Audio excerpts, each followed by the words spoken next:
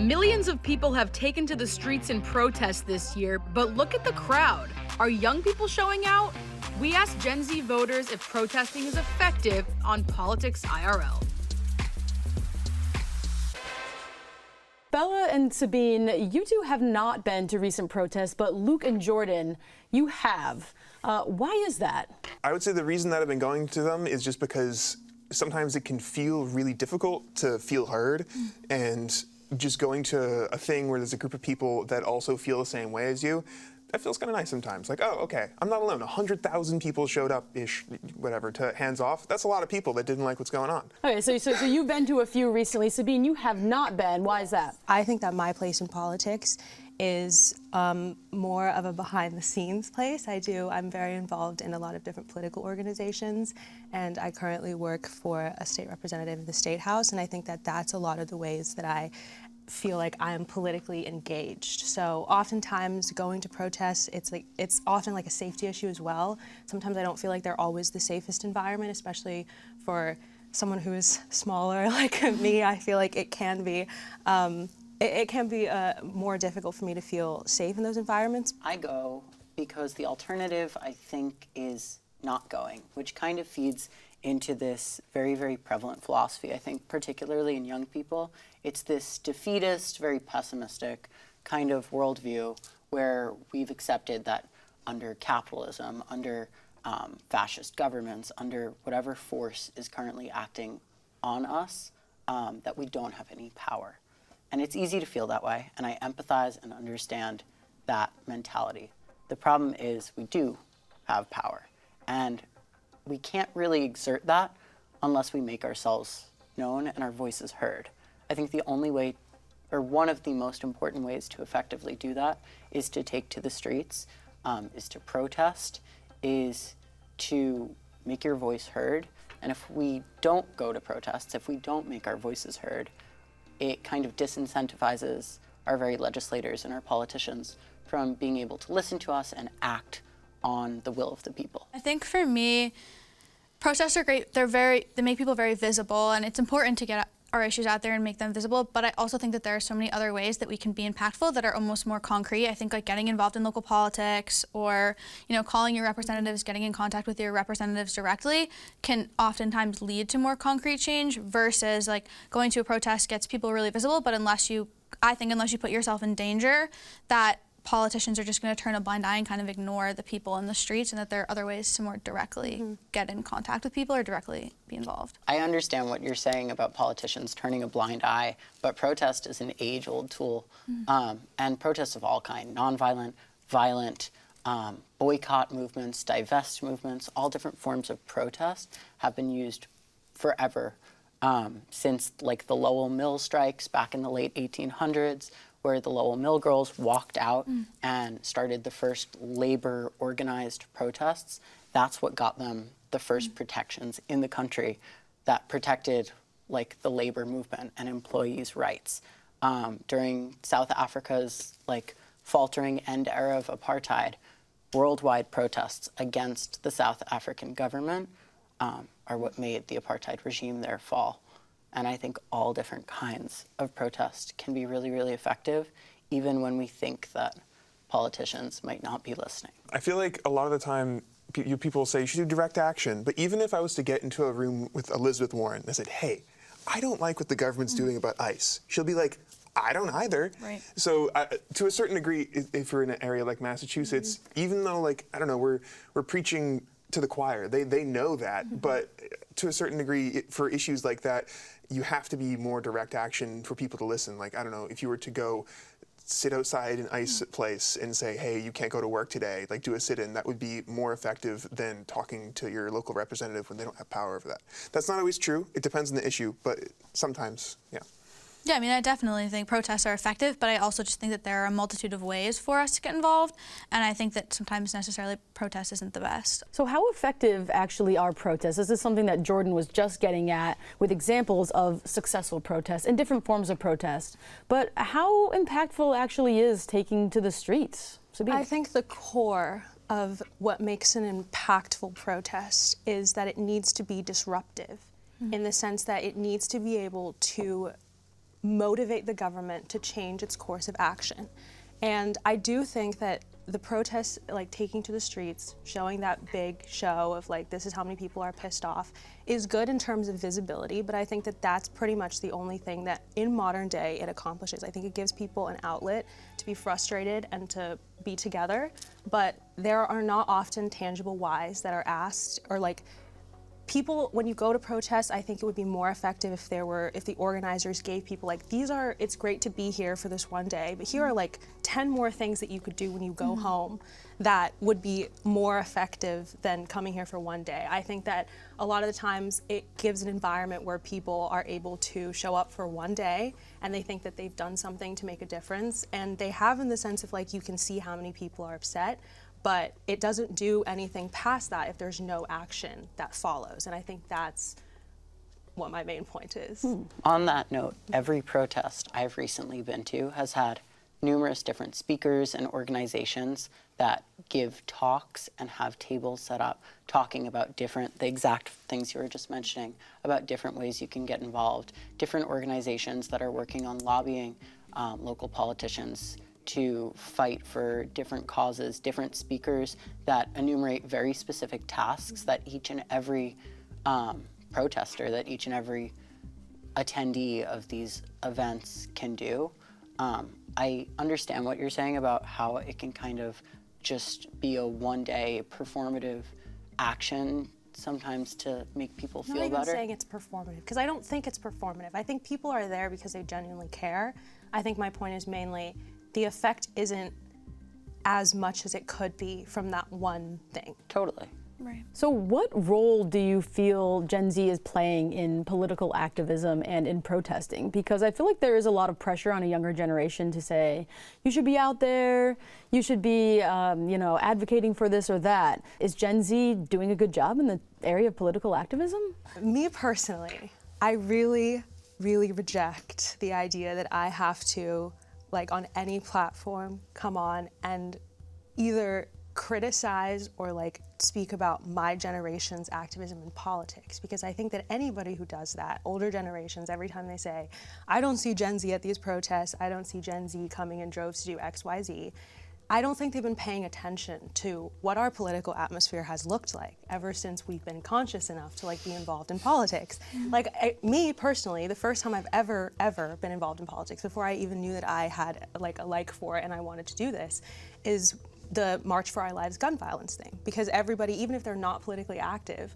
and they're not really engaged in politics, as a kid, we all had those school shooting drills where we would have to hide under our desks a couple times a year or a semester just in case somebody came in.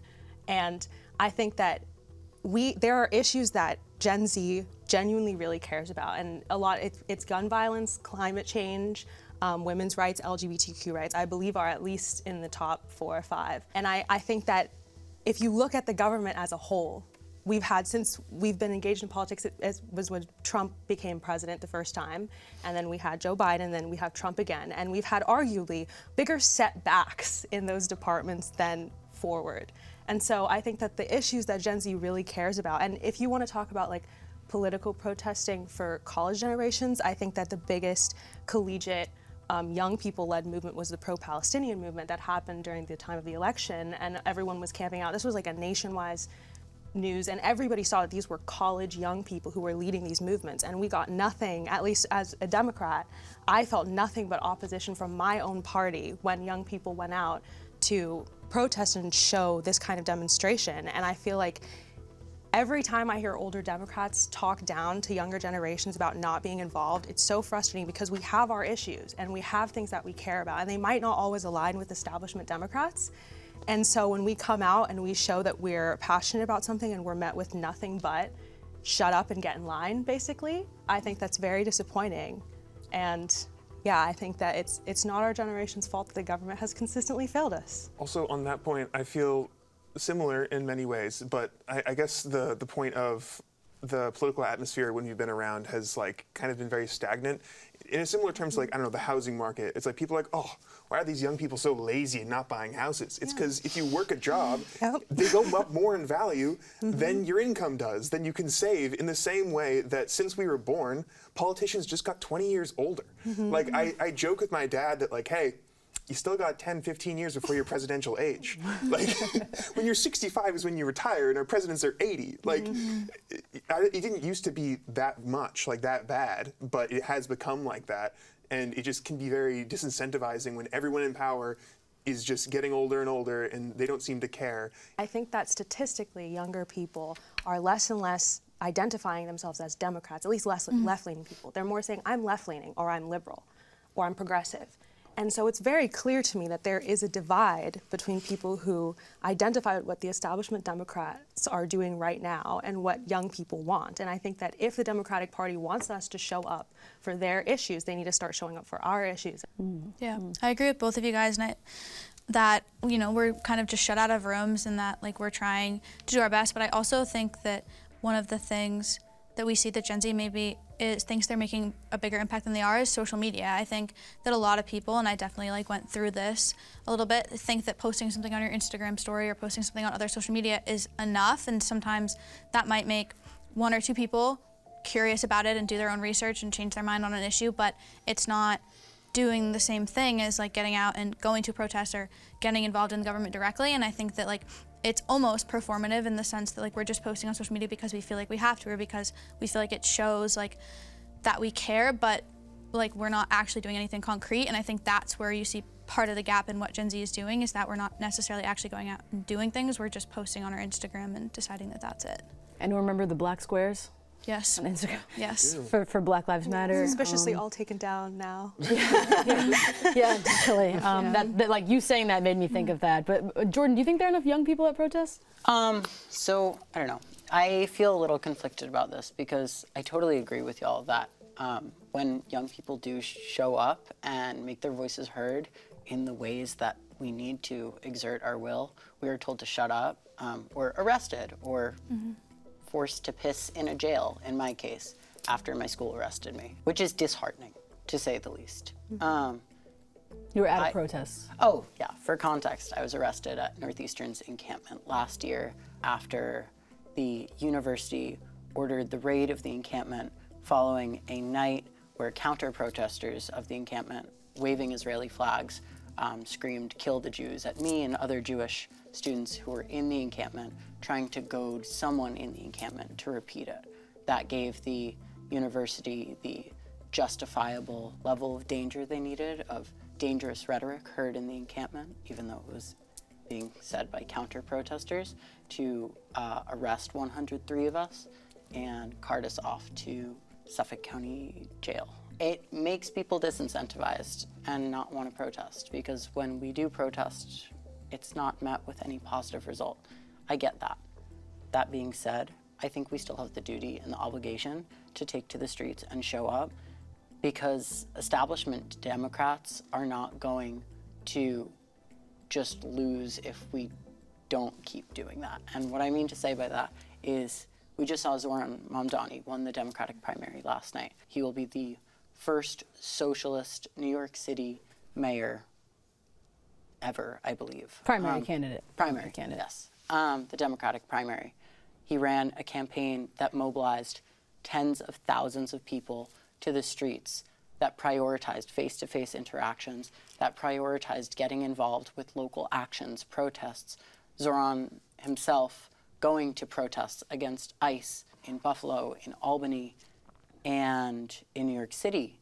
And I think we kind of have a duty to take to the streets to mobilize these young progressive candidates, because I think the only way that we can actually exert positive political change is to get people like us in office, other progressive young people, other leftists. We will not exert change by, like, backing down and allowing these 75, 80-year-old dinos who do not actually care about progressive values to keep winning these elections. And I think we're finally starting to see that tide of change happening, but we need to keep mobilizing and we need to keep protesting. I want to point out a difference there. I think there is a difference between taking to the streets and protesting in something like a No Kings protest or an anti-ICE protest versus campaigning for somebody who is running for office. I don't necessarily know the correct statistics, but I do know that a lot of young people college students, younger generations are very heavily involved in campaigning for candidates that they like. And I think that that is a difference, and it's a distinguishable difference between protesting, going to the streets and holding signs versus doing something. I think that is a tangible action right there. Campaigning for someone that you believe will do a better job than the incumbent that was there for how many years before. I think that's perfect representation. Yeah, like look at all the younger folks that campaigned for Bernie, who's one of the older, you know, members of Congress that we have. And I also want to ask you guys about something that Jordan, you were getting to with counter protesters and goading, and something that you mentioned with safety. What do you think, or what concerns do you have about the potential for violence at protests? I feel like if a protest is fully safe, it probably won't do that much of anything. I think the term like a violent protest is kind of thrown at every protest that the incumbents don't like. If you are fully safe, you're probably not going to do that much good. That's my, like, I feel like 100 people doing a sit-in at a government agency that's doing something bad is going to do way more than 100,000 people showing up to City Hall to say, yeah, let's go. Just because they're going to have that tangible impact getting in the government's way, and they have to notice that. Like, they can't not notice it if you are getting in their way. If you get in your way, that makes you unsafe. So, I don't know. Okay. On that note, a lot of like these larger, like wide-scale protests we're seeing that are being attended by 100,000 people that have state representatives and federal representatives coming, doing speeches. I think they're very safe, like what you're saying. And what we see a lot of is like this broad spectrum of people all across the left joining in, which is good for visibility, but they're not really putting anything on the line. And I think we can really see that because some of the people who are coming to give speeches, some of the Democratic representatives are not actually standing in line with our values. There was a recent resolution in Congress where I believe 75 House Democrats voted to express their support for ICE and all of they're doing for this nation. And this was a couple weeks ago after Trump's massive ICE mobilization started. And we have a lot of these Democrats that I don't think really care enough. They'll totally get their brownie points to come to these huge protests where no one is really going to be hurt, no one's putting anything on the line, and then go right back to Congress to go schmooze with their Republican counterparts, vote in line to support ICE, and enjoy their ritzy lives in DC with the rest of the DC elite without really caring about the causes being spoken about at these events, and that's frustrating.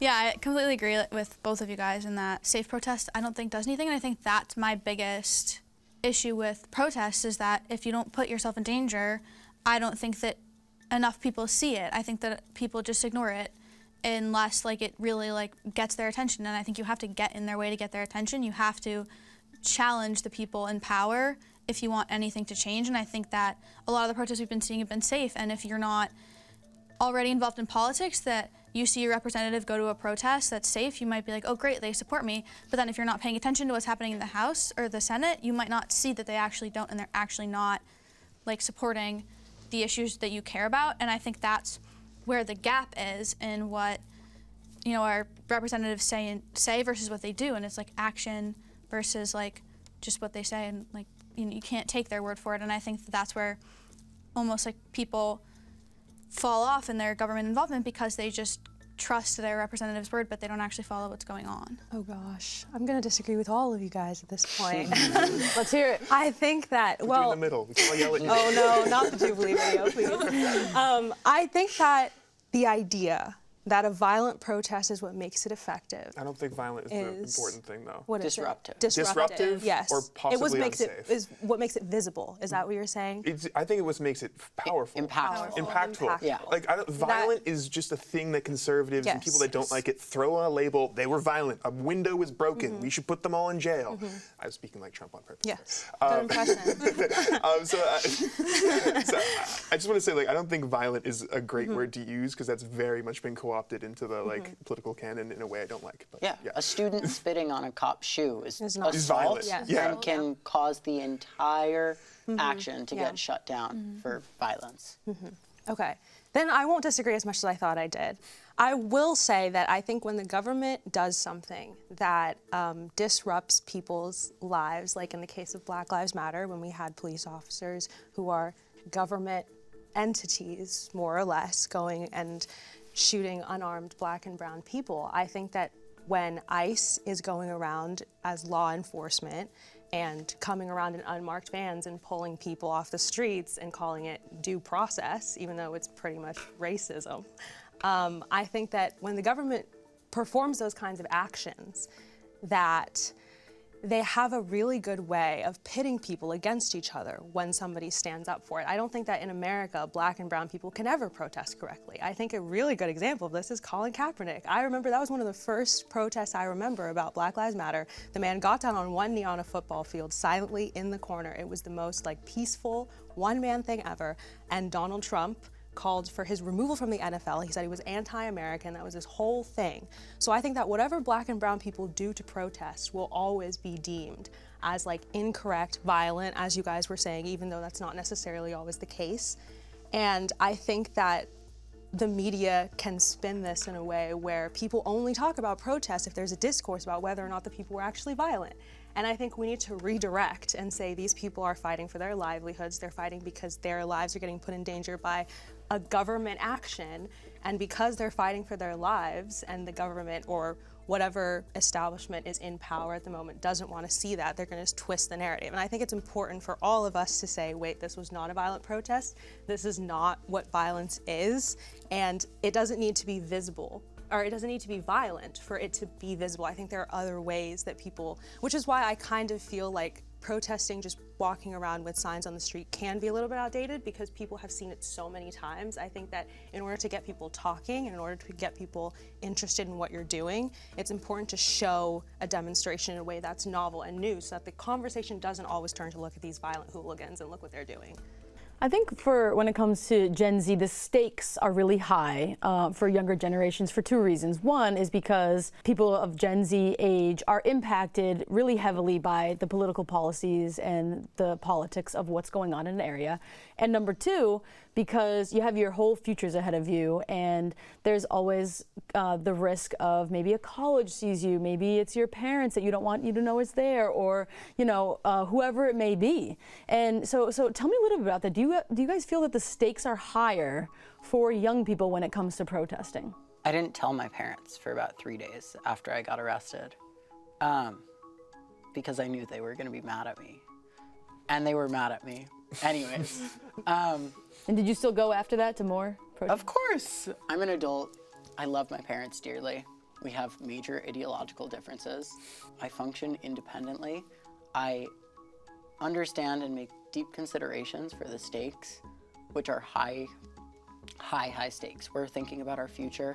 We're not just thinking about our future 10 years ahead, but we're thinking about our future 50 years ahead, whether our children, whether our grandchildren will have a planet to inherit, whether they'll have safe oceans to swim in, whether we will have social security in 40 years to collect on that we've been paying into since we started working. We have a lot of these considerations to make because of the actions of current, very, very old politicians that will die out in the next 20 years. In addition to our own pressures, we have a rising mental health crisis in our generation, higher than any other generation in terms of rates of depression and anxiety. And we have to make deep considerations about our relationships and differences with parents, caregivers, grandparents. The vast majority of young people I know are significantly more left-leaning than their parents, and they're often talking to their parents who might be 70s era centrist Democrats or second wave feminists or Reaganite parents or flat out Trump supporting parents. There's lots of considerations. It's difficult.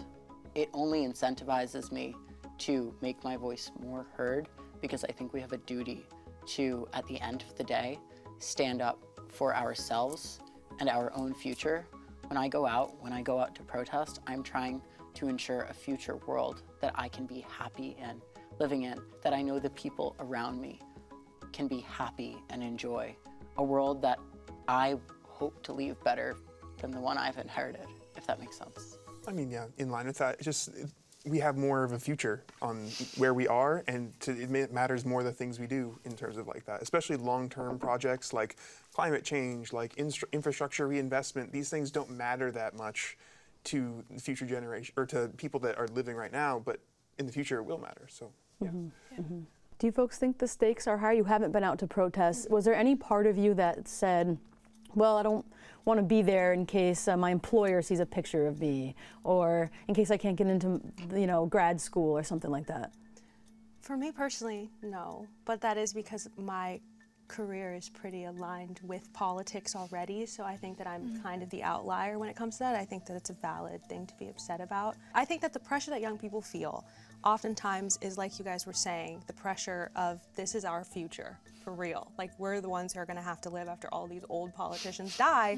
We're gonna have to be the ones dealing with climate change and the gun crisis in America. We're gonna be the ones having to deal with it. And I think what I would say if I was sitting with any elected Democratic officials is that what you have to understand is you can't win in the future without Gen Z. Like, you need us. You need us. We're going to be, that's why there's always a big fuss about Gen Z doesn't vote this way, Gen Z doesn't get politically active. They're trying to shame us into getting into a system that we don't have faith in. And I think what is important is that people are not going to be, I think you said this at the beginning, people feel pessimistic. They feel upset with our systems. They feel like our politicians don't listen to us, and a lot of our demonstrations are futile. And so I would encourage, like, if I was sitting with an establishment Democrat, I would encourage them to say that, or to understand that there is no winning in the future without us. And if there should be pressure, it should be on them. Because we're the ones who can enact, like, there is already, like I said, a siphoning from the establishment Democratic Party. Like, we can cause a big wave of change if we wanted to, so I think that the pressure should be on them, that if they want our votes and if they want our support, they need to start being more supportive of younger people. I want to agree with you, Sabine, that, like, for me, I personally didn't really think about, like, a future employer seeing me, but I do think that recently, the more and more that I see the things that the current administration is implementing, like ICE, impact my everyday life, the more that I am almost encouraged to protest. I'm almost reaching a breaking point because, I work in a school and I see children whose parents have been deported and they're expected to come to school the next day. It's crazy. And, like, for me, that it's reaching a breaking point where I literally see how it affects children and how it affects everyone in their day-to-day. And, like, it's getting to the point where I'm, like, ready to, like, step out and protest, even though I don't think it's the most effective way, because it feels like the only avenue we have left. Well, that actually gets to a great closing question that I want to ask you and Sabine about is, you haven't been to protests, but what issue would get you there? So you said ICE-related issues. Sabine, what issue might get you out for a protest, if anything? Oh, that's a hard question. I feel very strongly, as has been the theme, that for example, the man who just won, Zohran, who just won the Democratic primary in New York City, he would get me out onto the streets, because that is what I consider a glimmer of hope. That is a good, tangible cause. I want to be out there saying that the people in power don't represent me and I want somebody else. That is something that I would be very passionate about. Okay, great. So now we know what'll get Sabine and Bella out there. Luke and Jordan, what will be your next protest or demonstration? What do you plan on?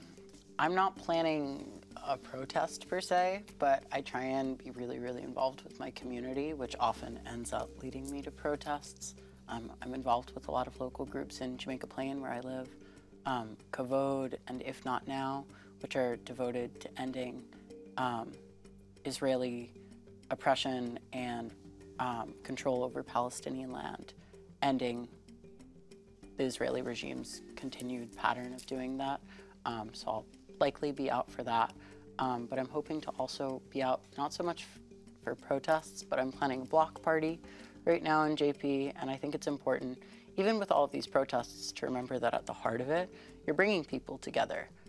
Bringing people together is, like, the most important and strongest thing I think we can do, whether that's through legislative action, bringing people together to campaign for a candidate that you really like, bringing people together to go to a protest at City Hall or at an ICE detention facility, or even just throwing a block party in your neighborhood. Bringing people in together makes people feel heard, listened to, and cared for, and supported by their community. So I'm going to keep doing that. Yeah. There we go. Luke? I'll keep my ear up to the grapevine, see what's going on. I'm definitely going to be out there trying to get Michelle Wu back in office because I love Wu, and I'll be so sad if Kraft wins for various reasons. The bike lane. Oh my God! Don't get me freaking started on that. If I hear anything about, I don't know, transportation, housing, climate change, politicians that I care about, like any of that stuff, I'll be there because it's important to me. Great. Well, thank you all for joining us for this conversation. I really appreciate it. Thank you. Thank you. Do you think protests are effective? Why or why not? Tell us in the comments, like, and subscribe.